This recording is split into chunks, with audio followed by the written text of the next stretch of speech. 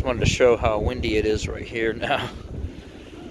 Sunday morning, December 15th, 2019. Here getting the sunrise, which is about to happen shortly here at Horn Pond in Woburn. But as I'm standing here, after I got some of the pre-sunrise shots, of course now it's slowed down a little bit now that I'm actually decided to video.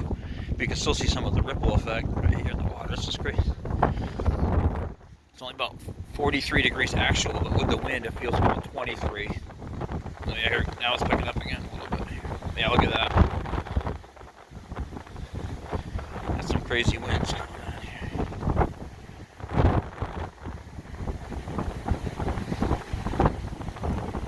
Wow.